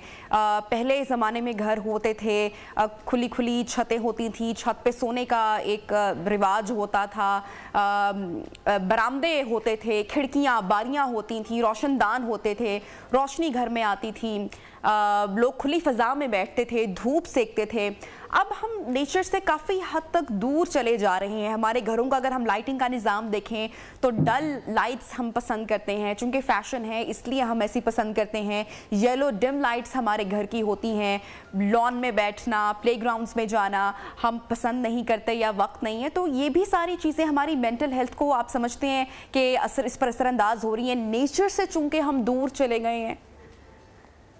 नबिया, ये तो डिजास्टर है ना बहुत बड़ा। अब बेसिकली जो ओवर क्राउडिंग है वो किसी भी दुनिया में, इवन आप देखें कि जो लोग पॉपुलेटेड सिटीज में रहते हैं, कराची में, लाहौर में, और फ्लैट सिस्टम में ज्यादा रहते हैं, वो लोग ज्यादा डिप्रेस होते हैं बनिस्बत जो लोग गाँव देहातों में रहते हैं, ओपन एनवायरमेंट्स में रहते हैं, नेचर के करीब रहते हैं। ये जो ओवर क्राउडिंग है, इससे बड़ा डिजास्टर क्या होगा?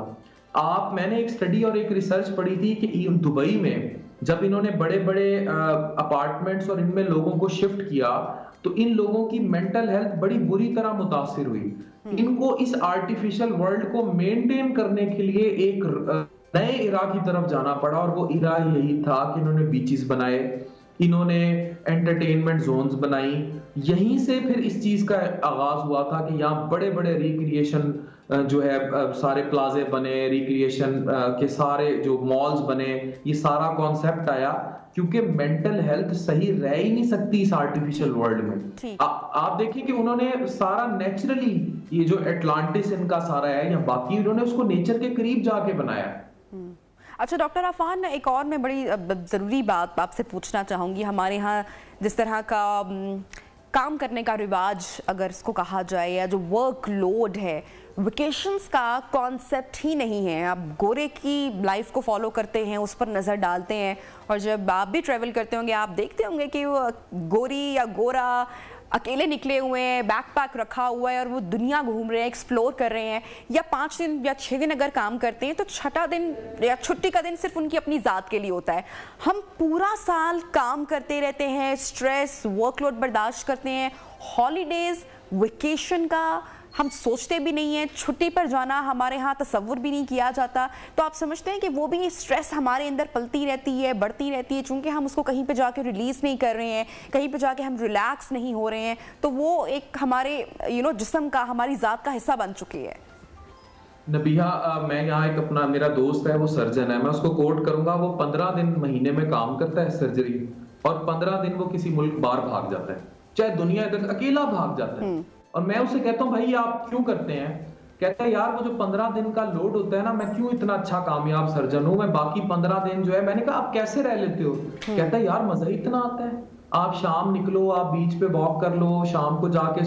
तो उसने अपनी जिंदगी ऐसे डिजाइन कर ली, प्रोडक्टिविटी उसकी उन 15 दिन की वेकेशन की वजह से बाकी 15 दिन की प्रोडक्टिविटी इतनी ज्यादा है कि वो एक नामवर तरीन सर्जन है। तो याद रखें कि अगर आप अपनी प्रोडक्टिविटी बेहतर करना चाहते हैं तो वेकेशंस को लेके आए जिंदगी में। अफसोस के साथ कि हमारे कल्चर ही नहीं है, कोई छुट्टी मांग ले तो अफसर का मुंह बन जाता है, वो नाराज होना शुरू हो जाता है, वो कहते हैं लो जी हुन टुर गया फिर 2 दिन, ठीक है, बेगम बोटी नाल टुर गया, बेगम थल्ले लग गया है, उनको मान ले गया। वो ये नहीं समझते कि वो बेगम को नहीं घुमाने लेके गया, वो जो ज़हनी स्ट्रेस और एंजाइटी है उसकी, he needs a time out with children. कभी आप अपनी बेटे या बेटी को हक करके देखें, आपको जो सुकून मिलेगा, आपको ऐसे लगेगा आप जन्नत में चले गए हैं। प्रॉब्लम ये है कि हमारे यहाँ लोग इतने बिजी हो गए हैं, वो सुबह निकलते हैं तो बच्चे जो है स्कूलों को होते हैं या नहीं मिल पाते, रात आते हैं तो बच्चे सोए हुए होते हैं। 15-15, 20-20 दिन अपने बच्चों की शक्लें नहीं देखते लोग। तो फिर आप कैसे समझ सकती हैं कि स्ट्रेस खत्म हो जाएगा नबिया? तो ये हम लोग खुद अपनी ऊपर जुल्म कर रहे हैं, खुद जुल्म कर रहे हैं, कोई और नहीं कर रहा। ठीक। अच्छा डॉक्टर अफान, एक रिसर्च ये भी कहती है कि जिन लोगों में ओबेसिटी ज़्यादा होती है या जो मोटापे का शिकार ज़्यादा होते हैं, खासकर ख़वातीन, वो ज़्यादा डिप्रेशन का शिकार होती हैं, एंटी सोशल हो जाते हैं ऐसे लोग, एंजाइटी ज़्यादा इनमें पाई जाती है। क्या कहेंगे आप? नबीहा, मोटापा जो है होता है स्ट्रेस की वजह से। अगर आप स्ट्रेस और एंजाइटी और डिप्रेशन में जाएंगे ना, आपको हाइपरफेजिया हो जाएगा, यानी आप ज्यादा खाएंगे, आपकी बॉडी कोर्टिसोल हार्मोन ज्यादा पैदा करना शुरू कर देती है, जो स्ट्रेस हार्मोन है, ठीक है। ये भी आपको मोटा करता है। मोटापा यानी ओबेसिटी की एक मेजर वजह डिप्रेशन है, ठीक है। डिप्रेशन की वजह से भी मोटापा होता है। और ठीक है, बहुत शुक्रिया डॉक्टर अफान कैसर, हमारे साथ इन कॉन्वर्सेशन थे, डिप्रेशन के हवाले से हम डिस्कशन कर रहे थे। कोशिश किया करें अपने आप को रिलैक्स करें, मेडिटेट करें, नमाज पढ़ें, अगर बहुत सारा वर्कलोड है तो वेकेशन पर लाजमी जाएं। इस वक्त पाकिस्तान तहरीक इंसाफ के रहनुमा मीडिया टॉक कर रहे हैं फवाद चौधरी, अजहर सिद्दीक और शहबाज गिल। आपको बराह रास्त लिए चलते हैं। सूबाई हुकूमत, नैब, FIA, IGs, इन सब से जवाब तलब कर लिया 3 हफ्तों में। आखिरी जो मामला है वो है इमरान रियाज साहब और शहबाज गिल साहब का। इनका नाम ECL और PCL के अंदर डाला हुआ है और वो बताते नहीं है, वजूहात नहीं बताते हैं। अदालत के अंदर डिप्टी अटॉर्नी जनरल ने जवाब टाइम मांगा है। हमने अदालत से गुजारिश की है कि टाइम फौरी तौर पर निकाल दिया जाए। सेक्रेटरी इंटीरियर पाकिस्तान तहरीक इंसाफ के रहनुमाओं की मीडिया टॉक आपने देखी। प्रोग्राम में वक्त हुए ब्रेक का, ब्रेक के बाद ज्वाइन करते हैं, साथ रहिए।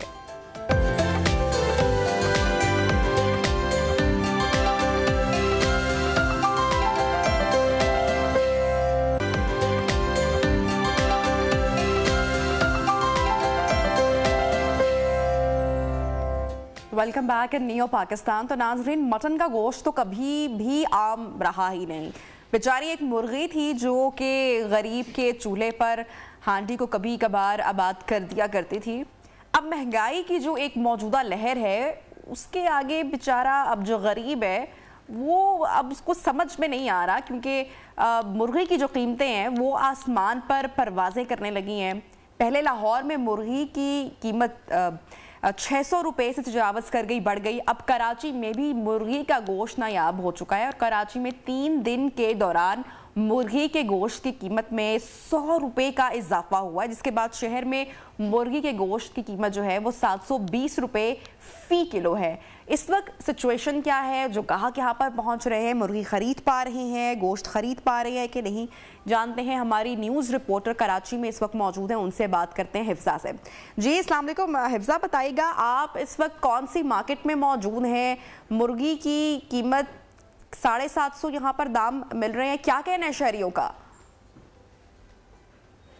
वालेकुम सलाम जी। देखिए, मैं इस वक्त मौजूद हूँ बंस रोड की मार्केट में, एक चिकन शॉप के बाहर खड़ी हुई हूँ और चिकन की जो कीमतें हैं वो इंतहा से ज़्यादा महंगी हो चुकी हैं, बेतहाशा इजाफा हुआ है। पिछले कुछ दिनों हमने देखा कि 500 से 500-650 के दरमियान जो थी चिकन फरोख्त की जा रही थी, लेकिन अब चिकन की जो कीमतें हैं वो 700 का हिस्सा भी अबूर कर चुकी हैं। इस वक्त जो रेट बताऊँ तो मुर्गी की गोश्त की कीमत इस वक्त 700 से 800 रुपये के दरमियान बताई जा रही है, जबकि जो बोनलेस है वो 1200 के दरमियान फरोख्त की जा रही है और जो जिंदा मुर्गी है वो 480 रुपए किलो में फरोख्त की जा रही है। तो काफ़ी ज़्यादा जो इसके रेट्स हैं वो हाई हो चुके हैं। दुकानदार समेत जो आवाम है वो काफ़ी ज़्यादा परेशान है, कहते हैं कि क्या पकाएं क्या खाएं, कुछ समझ में नहीं आ रहा। जो एक सस्ती प्रोटीन का जो जरिया था वो भी उनसे छीन लिया गया है। मेरे साथ कुछ खरीदार भी मौजूद है, इनसे भी बात कर लेते हैं। जी बताइएगा, क्या कितना मुश्किल हो रहा है घर का खर्च चलाना, और चिकन जो प्रोटीन थी उसको अब महंगा कर दिया गया है, तो क्या कहेंगे, कितनी मुश्किलात का शिकार है? गरीब आदमी बहुत मर गया। मुर्गी सबसे महंगी यहाँ दे रही है, 800 से 750 दे रहे हैं, कोई 640 दे रहा है, कोई प्याज 240 रुपया, लहसुन 120 रुपया पाव दे रहे हैं। सब्जियाँ महंगियाँ हो गई। आटा गरीब आदमी किधर जाएगा, क्या खाएगा, वो कहाँ जाएगा? गरीब आदमी से ख़त्म ही हो गया। आटा चक्कियाँ पशु बंद कर रहे, ये हड़ताल करांगे, आटा और महंगा कर रहे। अरे मिनी बजट आया ही नहीं है, मिनी बजट आएगा तो और महंगाई होएगी। गरीब आदमी क्या खाएगा? मच्छी दे रहे पैसे 900 1200 रुपये किलो, मोटा गोश्त दे रहे हड्डी वाला 1200, बगैर हड्डी दूँ दे रहे 1400 रुपया है। बता गरीब आदमी क्या खाएगा, कहाँ जाएगा? हर चीज़ महंगी है, अभी क्या करेंगे, किधर जाएँ? मिनी बजट, आवाम यही कहते हैं कि अभी तक मिनी बजट आया नहीं है, उसके पहले ही इतनी महंगाई हो गई है, तो काफ़ी मुश्किलात का शिकार है। एक हर दुकान पे उनकी अलग अलग कीमतें, कोई 800 रुपये में बेच रहा है तो कोई 750 में, तो कोई 700 रुपये में। किसी भी दुकान पे मुर्गी के जो रेट्स हैं वो फिक्स नहीं है। और भी कुछ लोग हैं, इनसे भी बात करते हैं कि कितनी मुश्किलात हैं, क्योंकि मिनी बजट आया नहीं है। आवाम ये कहते हैं कि बड़ा परेशान है। हुकूमत जो है वो एक बार फिर से प्राइस कंट्रोल करने में नाकाम हो गई है। रेट लिस्ट के मुताबिक 300 से 350 के दरमियान जो मुर्गी की कीमत है, लेकिन उसको उन रेट्स के मुताबिक नहीं बेचा जा रहा है। बताइएगा कितनी मुश्किलात का शिकार है, क्या कहेंगे, किस तरह घर का खर्चा चला रहे हैं? पहले तो मैं यही कहूँगा कि मुर्गी जो है इस वक्त 700 रुपये और बोनलेस 1200 रुपये मिल रही है। घर का खर्चा चलाना बहुत मुश्किल हो गया। इस वक्त हमारी सैलरी जो है 17,000 है, 17,000 में भी घर चलाना मुश्किल हो जाता है। मैं हुकूमत से यही अपील करता हूँ कि खुदारा आवाम पर रहम करें। आम जो दुकानों पे काम कर रही है उनकी तनख्वाहों में इजाफा करें, मैं यही कहूँगा। मैं एलीट क्लास के ऊपर तो इतना कोई फ़र्क पड़ा नहीं है, लेकिन जो मुतवस्सित तबका है वो काफ़ी ज़्यादा परेशान हो गया है मुर्गी की कीमतें बढ़ने से। आवाम ये कहते हैं कि कभी कोई चीज़ किसी चीज़ पर कीमत को बढ़ा दिया जाता है, कभी किसी चीज़ की कीमत को बढ़ा दिया जाता है, कुछ पता नहीं होता अब क्या बढ़ेगा। आवाम जो सैलरी है, जो दिहाड़ीदार तबका है, उसकी जो सैलरी है वो काफ़ी कम है, और जो रोज़ के कमाने वाले अफराद हैं वो काफ़ी ज़्यादा। मुझे बताएगा, इस वक्त बैकग्राउंड में मैं देख भी रही हूँ जो कसाई हैं, कसाब हैं, वो चिकन की जो बोटी बना रहे हैं। फिर आज वेडनेसडे है, बुध का दिन है, बड़े और छोटे गोश्त का नागा है, तो सब लोग ऑब्वियसली चिकन की ही खरीदारी करेंगे। लेकिन इतना खासा बैकग्राउंड में कोई रश दिखाई नहीं दे रहा है। दुकानदार यहाँ पर क्या कह रहे हैं कि लोग उसी तरह से आ रहे हैं, मुर्गी खरीद रहे हैं, या फिर लोग अब उनकी पहुंच से बाहर हो चुकी है हर चीज़? जी देखिए, दुकानदार, जैसे मैंने आपको बताया कि जिस तरह आवाम परेशान है उसी तरह दुकानदार भी परेशान है, क्योंकि मुर्गी की कीमतों के बढ़ने की वजह से उनका कारोबार काफ़ी हद तक मुतासर हो रहा है। कुछ दुकानें बंद करने का सोच रहे हैं। दुकानदारों से भी हमने बात की, उनका ये कहना था कि फीड की जो कीमत है वो काफ़ी ज़्यादा महंगी हो चुकी है और पैदावार में भी कमी है। बंदरगाह पर जो जहाज़ है सोयाबीन के, वो अभी तक रुके हुए हैं कस्टम पर, लेकिन उनको अभी तक रिलीज़ नहीं किया गया है। और यही कहते हैं कि फीड की जो कीमत है वो 5,000 से 7,000 के दरमियान उनको मिल रही है। तो जिस तरह अगर उनको जो मुर्गी की कीमत है वो महंगे दामों में बिकेगी, तो वो आगे किस तरह से आवाम को कम सस्ते रेट्स पर मुर्गी को जो है वो फराम करेंगे। दुकानदार यही कहते हैं कि जिस तरह से मुर्गी की कीमतों में इजाफा हुआ है, आवाम का रश भी कम हो चुका है, बहुत ज़्यादा कम हुआ है। जो कारोबार है उनका वो काफ़ी ज़्यादा मुतासर हो रहा है। जिस तरह आवाम परेशान है उसी तरह दुकानदार भी बहुत ज़्यादा परेशान नज़र आ रहे हैं, काफ़ी ज़्यादा मुतासर हो रहा है। उनका यही कहना है कि जब तक फीड की कीमतों में कमी नहीं आएगी तब तक जो मुर्गी की कीमतें हैं वो कम नहीं हो सकेंगी। और बल्कि मजीद यही बताया जा रहा है कि आइंदा आने वाले दिनों में मुर्गी और अंडे की कीमतों में और ज़्यादा इजाफा होगा, क्योंकि अब तक जो फीड की कीमतें हैं वो कम नहीं हो सकी हैं। तो दोनों तबका, जो मजदूर तबका है, जो मुतवस्सित तबका है, वो काफ़ी ज़्यादा परेशान है मुर्गी की कीमतों के बढ़ने से। हर जगह जो है वो अपने अपने रेट्स दिखाई जा रहे हैं, लगाए जा रहे हैं, लेकिन कोई पूछने वाला भी नहीं है, क्योंकि जो फीड की कीमत है वो काफ़ी ज़्यादा महंगी मिल रही है दुकानदारों को। तो पोल्ट्री फार्मर्स हैं उनका भी यही कहना है, क्योंकि जो फीड है वो काफ़ी ज़्यादा उसकी पैदावार में कमी है और कीमतों में जो है बेतहाशा। यहाँ पर दुकानदारों से क्या कह रहे हैं, जो मुर्गी की कीमत में, जो चिकन में इतना इजाफा मुसलसल हो रहा है, क्या वजूहात बयान की जा रही हैं? देखिए, दुकानदार तो यही कहते नजर आए हैं कि क्योंकि फीड जो है उसकी कीमत में इजाफा हो रहा है, इसी वजह से जो मुर्गी है उसकी भी कीमतों में इजाफा हो रहा है, क्योंकि फीड की कीमत में कमी नहीं आ रही है, बेतहाशा इजाफा हो रहा है, मुर्गी की कीमत में भी इजाफा होगा। और यही बताया जा रहा है कि आइंदा आने वाले दिनों में ये इजाफा जो है वो मजीद बढ़ने के इम्कानात हैं। अभी 700 से 800 के दरमियान चल रहा है, आगे जो है वो और ज़्यादा कीमतें बढ़ेंगी। तो ये दुकानदार जो है वो उनका कारोबार काफ़ी हद तक मुतासर हो चुका है। कुछ दुकानदारों से हमने बात की तो उनका ये कहना था कि काफ़ी ज़्यादा जो कारोबार है वो मुतासर हुआ। जो कुछ लोग जो है वो अपनी दुकानें अब बंद करने के जो सिलसिले, बंद करने का जो सिलसिला है वो शुरू हो चुका है, क्योंकि जो मुझे बताइएगा कि ये सिर्फ मुर्गी की कीमत में ही आप इतना इजाफा देख रही हैं, या जो दीगर सब्जी या फल, आटा भी ऑब्वियसली महंगा है हम देख रहे हैं, या ओवरऑल महंगाई यहाँ पर पूरी मार्केट में हर चीज़ ही कीमतें बढ़ी हुई दिखाई दे रही हैं? जी बिल्कुल, देखिए हर एक चीज़, जैसे कि मैंने आपको बताया कि अशिया खुरोश की कीमतों में दिन ब दिन इजाफा होता जा रहा है। सिर्फ चिकन नहीं है बल्कि तेल जो है वो 700 रुपये किलो में फ़रोख्त किया जा रहा है। इसी तरह घी 600 से 650 के दरमियान फ़रोख्त किया जा रहा है। सब्जियों की कीमतें अपनी महंगी हो रही हैं, 300 रुपये में टमाटर, इसी तरह जो गाजर भिंडी है वो 300 रुपये किलो में फ़रोख्त की जा रही है। और दीगर चीज़ें जो हैं वो भी उनकी जो प्राइस है वो काफ़ी ज़्यादा बढ़ चुकी है। किसी भी कीमत पे जो है वो कंट्रोल नहीं है। हुकूमत जो है वो खुसूसन जो है वो नाकामयाब हो चुकी है कीमतें कंट्रोल करने में। हर एक अपनी मर्जी के मुताबिक अपना कारोबार चला रहा है, कोई पूछने वाला नहीं है, कोई चेक एंड बैलेंस नहीं है। हर जगह अपनी रेट लिस्ट, अपने जो दुकानदार है वो अपने मुताबिक जो अशिया है उनको बेच रहे हैं। जिस तरह मैंने आपको बताया, तेल जो है वो काफ़ी ज़्यादा महंगा हो गया है, 700 रुपये फ़ी किलो तेल की कीमत हो चुकी है। आवाम काफ़ी ज़्यादा परेशान है, कहते हैं कुछ समझ में नहीं आ रहा, एक जुल्म हो रहा है उनके ऊपर, क्योंकि रोज़मर्रा की जो चीज़ें खाने पीने की अशिया अगर उन्हीं के ऊपर कीमतें बढ़ा दी जाएंगी तो वो किस तरह से अपना गुजारा करेंगे। जो सैलरीज हैं, जो तनख्वाहें हैं वो इतनी ज़्यादा नहीं है कि इस महंगाई में इतनी ज़्यादा महंगी चीज़ें हैं उनको अफोर्ड किया जा सके। तो हुकूमत से यही मुतालबा करते दिखाई दिए हैं कि कम अज़ कम जो खाने पीने की अशिया हैं उनके ऊपर जो कंट्रोल, उनके ऊपर उनकी प्राइसेस के ऊपर कंट्रोल किया जाए, ताकि कम अज़ कम एक दिहाड़ीदार मजेदार तबका, मुतवस्सित तबका रोटी कम से कम खा सके, क्योंकि हिफ्जा शकील हमारे साथ इन कॉन्वर्सेशन थी, कराची ज्वाइन किया, मार्केट में वहाँ पर मौजूद थी। जो चिकन की बढ़ती हुई जो कीमत है 720 रुपये फ़ी किलो में चिकन फ़रोख्त हो रहा है और कराची के जो अवाम हैं वो परेशान दिखाई दे रहे हैं। और ना सिर्फ चिकन में बल्कि जो किचन की तमाम जो ज़रूरी अशिया हैं उनकी कीमतों में भी इजाफा देखने को अब मिल रहा है। अच्छा, इसके साथ साथ हम आपको ये भी करेंगे, अवाम पर अपडेट करेंगे। अवाम पर पहले ही गैस या जो बिजली का एक जो बम है वो तो हुकूमत ने गिराया ही हुआ है। इसके साथ साथ पेट्रोल की जो नई कीमत आज बताया जा रहा है, जो वो भी तवक्को ये है कि उसका इतलाक हो जाएगा आज और इजाफा किया जाएगा उसमें। तो पेट्रोल की जो नई प्राइसेस हैं वो क्या होंगी, उसमें कितना इजाफा होता है, फिर मजीद बोझ वहाँ पर कितना बढ़ने वाला है, ये देखना बाकी है कि महंगाई का जो एक नया तूफान है वो अब आ रहा है और इसमें सिर्फ जो बेचारे गरीब आवाम हैं वो पिसते हुए दिखाई दे रहे हैं। प्रोग्राम में वक्त हुआ है अब एक ब्रेक का, ब्रेक के बाद आपको दोबारा ज्वाइन करते हैं, साथ रहिए।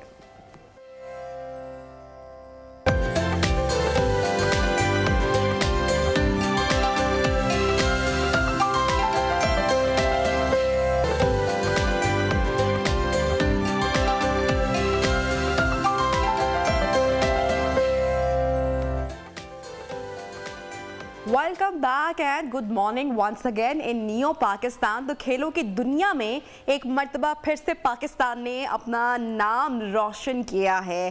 पाकिस्तान ने भारत को हराकर Asian junior team squash championship का फातेह बन चुका है और इतवार के रोज स्क्वॉश के मैदान में पाकिस्तान के लिए ये एक अच्छी खबर सामने आई है जो आपके साथ शेयर कर रहे हैं। कौमी टीम ने फाइनल मैच में रिवायती हरीफ भारत को 2-0 से शिकस्त देकर टाइटल अपने नाम किया है। नूर जमान हमारे साथ इस वक्त इन कॉन्वर्सेशन है, उनसे बात करते हैं। अस्सलाम वालेकुम नूर जमान, गुड मॉर्निंग, बहुत बहुत मुबारक हो आपको। सबसे पहले तो कैसा महसूस कर रहे हैं?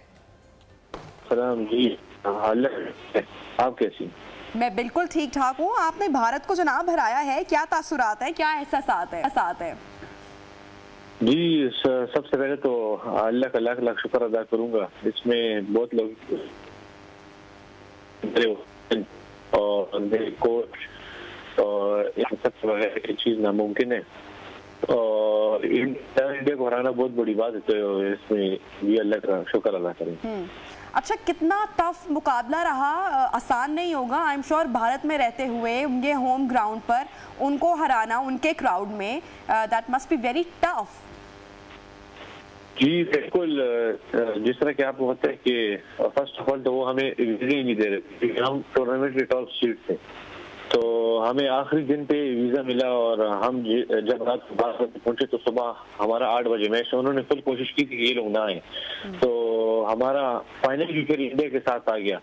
तो उन्होंने फुल कोशिश की, रेफरिंग भी उनके साइड बहुत हो रही थी, तो बस हमने हार नहीं मानी होगा सफाई आखिर तक और उनको उनके होम ग्राउंड में हराना, तो ये बहुत जबरदस्त बात है। मुबारकबाद के आप हकदार हैं, पाकिस्तान का नाम आपने रोशन किया है। आगे की क्या प्लान्स है, आगे कौन से टूर्नामेंट्स आ रहे हैं और उनकी क्या तैयारी चल रही है? आगे इंशाल्लाह मैं अप्रैल में यूएसए जा रहा हूँ क्योंकि मेरे उधर पीएसए टूर्नामेंट्स है, क्योंकि मैं तो जूनियर से भी आऊँगा जो कि अप्रैल में मैं 19 को जाऊँगा, तो मैं जूनियर सवारी जो अभी मेरा फुल फोकस पीएसए पे कि मैं अपनी वर्ल्ड रैंकिंग हाई लेवल पे लाऊं और इस 2023 में दिसंबर तक मैं टॉप 10 में इंशाल्लाह एंटर हो जाऊँ। ठीक। अच्छा, कितनी ट्रेनिंग करनी पड़ती है, कितनी प्रैक्टिस करनी पड़ती है इस गेम के लिए, इस खेल के लिए? स्ट्रेंथ ऑब्वियसली बहुत दरकार होती होगी। ये जिस तरह के आपको कोर्स बड़ी ज्यादा टफ है, तो हमें कम से कम दिन में 6 से 7 घंटे ट्रेनिंग करनी पड़ती है, 1.5 से 2 घंटे ग्राउंड में, फिर 2-3 घंटे हमें 6 से 7 घंटे ट्रेनिंग करनी पड़ती है। इसके साथ हमारी डाइट का बड़ा ख्याल रखना पड़ता है, तो इन चीजों के बगैर ये नहीं हो सकता। अच्छा, कौन आपके उस्ताद कौन रहे, आपके टीचर कौन रहे? मेरे अपने वालिद साहब है जिनका नाम मुनव्वर जमान है और मैं उनके साथ भी ट्रेनिंग करता हूँ और पेशावर में मेरे कोच शाह, मैं उनके साथ ट्रेनिंग करता हूँ और कभी ना कभी मैं फेडरेशन में आ जाता हूँ तो इन पीएसएफ की कोशिश कर मैं ट्रेनिंग करता हूँ। जो रियल कोच वो मेरे वालिद साहब है, मेरे मुनव्वर जमान। अच्छा, जैसे कि अभी आपने बताया कि डाइट का भी बड़ा ख्याल रखना पड़ता है, ट्रेनिंग भी करनी पड़ती है मुसलसल, तो किस तरीके से ख्याल रखते हैं, क्या खाते पीते हैं, कौन सी चीज़ें अवॉइड करनी पड़ती है, फिटनेस का कितना ख्याल रखते हैं? जी, जिसमें ये जंक फूड अवॉइड करना पड़ता है, कोल्ड ड्रिंक्स अवॉइड करनी पड़ती है, तो ज़्यादा से ज़्यादा फिश खाते हैं, बीफ खाते हैं, पास्ता खाते हैं, और जी बस यही चीज़ है। ठीक है, प्रोटीन डाइट का ज़्यादा ख्याल रखना पड़ता है। अच्छा, गवर्नमेंट की तरजीहात में है या किसी किस्म का कोई पैगाम आप देना चाहेंगे इस गेम के हवाले से? कितना ज़्यादा गवर्नमेंट की जानिब से सपोर्ट किया जाता है?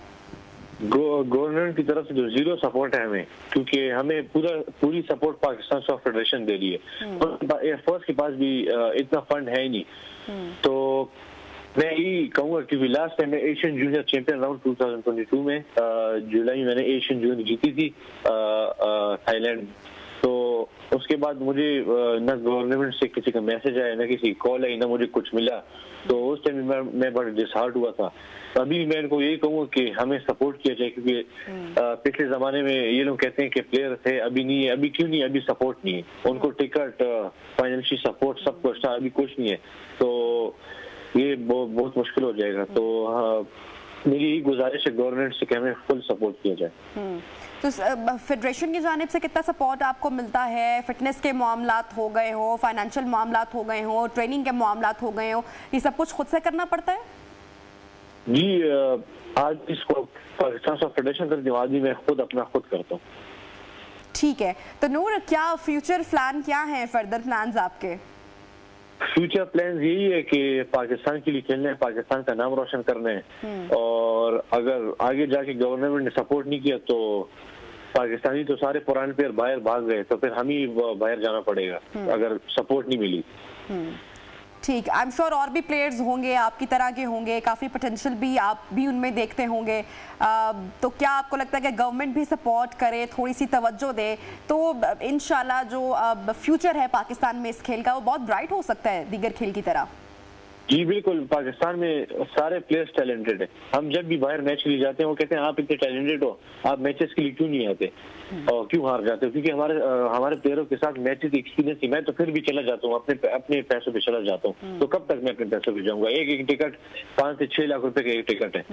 तो हमारे जूनियर बच्चे अंडर 13 अंडर 15 सारे टैलेंटेड है, वो उधर जाके हार जाते हैं, क्यों? उनके पास मैच एक्सपीरियंस साल में वो एक मैच खेलते हैं। बहुत शुक्रिया, आपने हमें ज्वाइन किया प्रोग्राम पाकिस्तान में। अच्छा, प्रोग्राम में अब आपके साथ नाज़रीन शेयर करते हैं आज की वायरल वीडियो, और आप भी ये वीडियो देख के हैरत में मुब्तला हो जाएंगे। जनाब वीडियो प्ले करें जी। तो ये आप देख सकते हैं कि एक खातून है, लगभग कितनी उम्र इनकी होगी, चलें आप ज़रा थोड़ा सा गौर करें।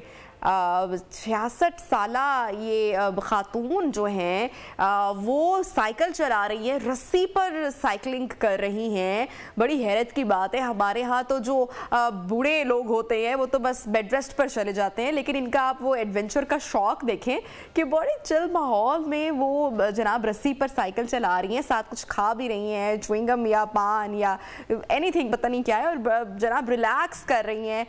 और साड़ी भी जनाब उन्होंने पहनी हुई है और साड़ी में ही साइकिलिंग कर रही हैं, लेकिन सेफ्टी मेजर का पूरा उन्होंने प्रॉपर ख्याल रखा हुआ है। बहरहाल ये वीडियो काफ़ी सोशल मीडिया पर वायरल हुई। प्रोग्राम का वक्त इसके साथ ही ख़त्म हो रहा है, इंशाल्लाह आपसे होगी कल मुलाकात। बहुत सारा ख्याल रखिए, अल्लाह हाफिज़।